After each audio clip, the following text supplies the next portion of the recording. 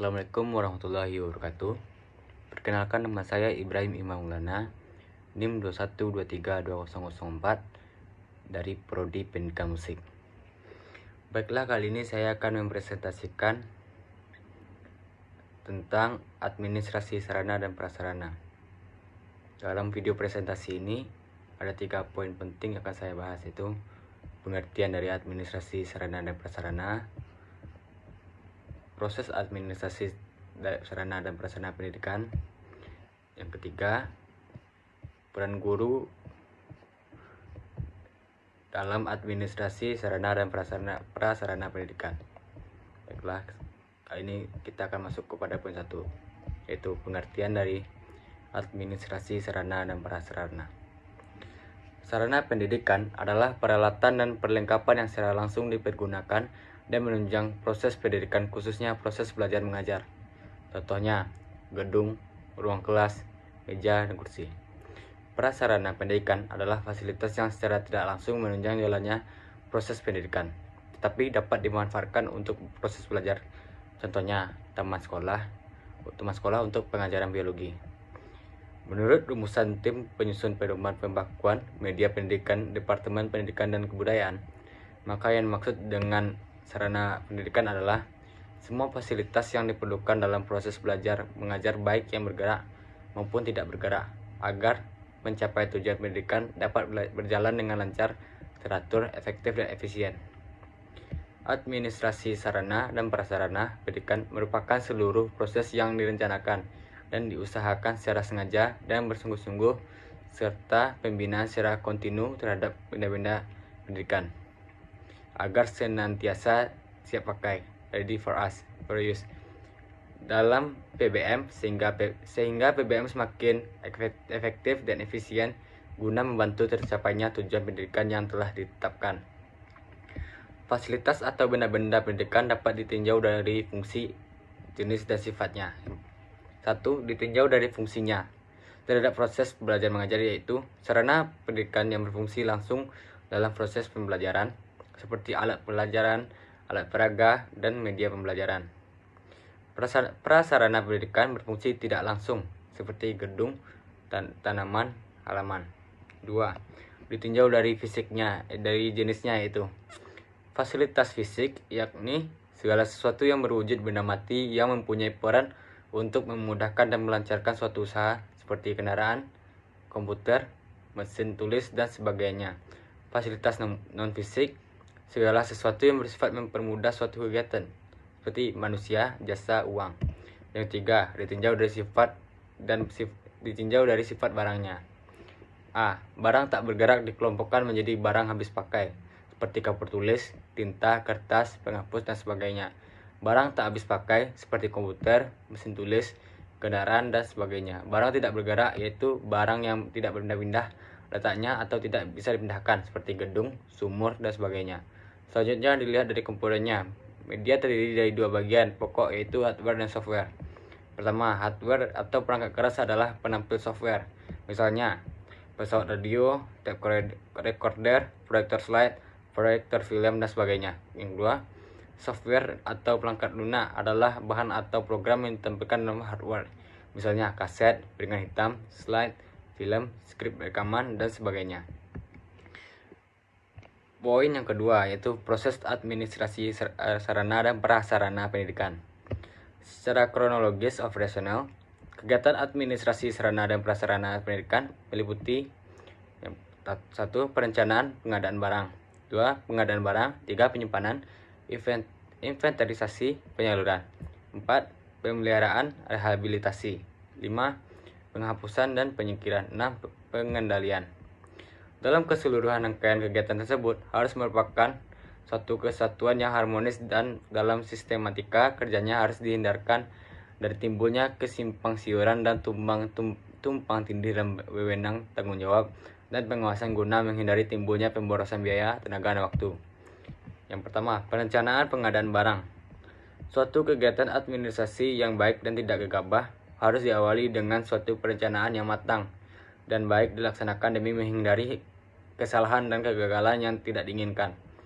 Perencanaan yang baik berdasarkan kebutuhan dan disesuaikan dengan tersedianya dana dan tingkat kepentingannya. 2. Pengadaan barang. Pengadaan merupakan segala kegiatan untuk menyediakan semua keperluan barang, benda, atau jasa bagi keperluan pelaksanaan tugas. Pengadaan sarana dan prasarana pendidikan dilakukan sebagai berikut. Pengadaan tanah dilaksanakan dengan cara membeli, menerima hibah, menerima hak pakai atau menukar. B. Pengadaan bangunan dilaksanakan dengan mendirikan bangunan baru, membeli, menyewa, menerima hibah atau menukar. C. Pengadaan perabot dilakukan dengan membeli, membuat sendiri, atau menerima bantuan dari donatur seperti BP3. D. Pengadaan kendaraan. Pengadaan kendaraan untuk sekolah telah dilakukan oleh pemerintah pusat. Contoh, kendaraan bermotor seperti mobil, sepeda motor, dan untuk kendaraan tak bermotor seperti sepeda, gerobak, becak. E. Pengadaan sarana pendidikan seperti alat pelajaran, alat peraga, bidang pembelajaran, alat kantor seperti mesin ketik, mesin hitung, dan sebagainya, dan alat tulis kantor seperti kertas, tinta, map, dan sebagainya. Diadakan sesuai ketentuan yang berlaku, yaitu dengan jumlah besar, tentu melalui lelang atau tender melalui rekanan. Jika kekurangan alat tulis kantor dalam jumlah kecil, dapat dibeli melalui dana taktis. Pengadaan buku-buku atau benda-benda grafis lainnya dapat diadakan dengan membuat sendiri, menerima bantuan, hadiah, hibah. Pengadaan sarana pendidikan ada beberapa kemungkinan yang bisa ditempuh. Pertama, pembelian dengan biaya pemerintah. Kedua, pembelian dengan biaya SPP. 3. Bantuan dari BP3 dan bantuan dari masyarakat lainnya. Ketiga, penyimpanan. Penyimpanan yaitu menampung atau memadahi hasil pengadaan barang-barang demi keamanannya, baik yang belum maupun yang didistribusikan. Kegiatan penyimpanan meliputi menerima barang, menyimpan barang, dan mendistribusikan barang sesuai ICW Industry Comptability Suite atau Undang-Undang Pembendaraan Indonesia Pasal 55 dan 57. Untuk keperluan penyimpanan barang biasanya digunakan gudang. 4. Inventarisasi. Inventarisasi berasal dari kata inventaris atau latinnya inventarium, yang berarti daftar barang-barang, bahan, dan sebagainya. Jadi inventarisasi merupakan kegiatan untuk mencatat dan menyusun daftar barang-barang atau bahan yang ada secara teratur menurut ketentuan yang berlaku. 5. Penyaluran. Penyaluran merupakan kegiatan yang menyangkut pemindahan barang dan tanggung jawab dari instansi atau pemegang yang satu kepada instansi atau pemegang yang lain.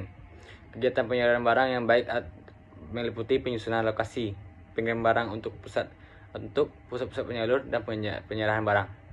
A. Penyusunan alokasi dilakukan untuk menghindari pemborosan dalam pendistribusian barang sehingga merata dan seimbang dengan kebutuhan. B. Pengiriman barang yang dekat dari pusat-pusat penyalur barang. C. Penyerahan barang. 6. Pemeliharaan.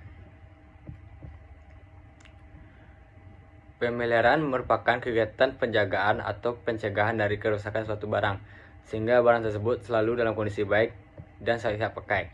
Kegiatan pemeliharaan ini sangatlah penting agar barang-barang yang dipakai dapat terawat dengan baik. Penghapusan. Penghapusan merupakan suatu proses kegiatan yang bertujuan untuk mengeluarkan atau menghilangkan barang-barang milik negara dari daftar inventaris negara berdasarkan peraturan perundang-undangan yang berlaku. Sebagai salah satu fungsi dari pengelolaan perlengkapan, penghapusan mempunyai arti A. Mencegah atau sekurang-kurangnya membatasi kerugian yang jauh lebih besar yang disebabkan oleh pengeluaran yang semakin besar, pemborosan biaya. Yang B. Meringankan beban kerja inventarisasi karena banyaknya barang-barang yang tinggal menyusun. C. Membebaskan barang-barang dari tanggung jawab satuan organisasi atau lembaga yang mengurusnya. Terakhir, pengendalian. Seluruh kegiatan administrasi sarana dan prasarana pendidikan masing-masing tidak dapat lepas dari monitoring setiap saat oleh pemimpin organisasi serta senantiasa dan diperhatikan kerjasamanya satu dengan yang lainnya. Seluruh kegiatan pengelolaan harus selalu berjalan kompak, serempak, dan terpadu. Baiklah, masuk ke poin terakhir, yaitu peran guru dalam administrasi sarana dan prasarana pendidikan.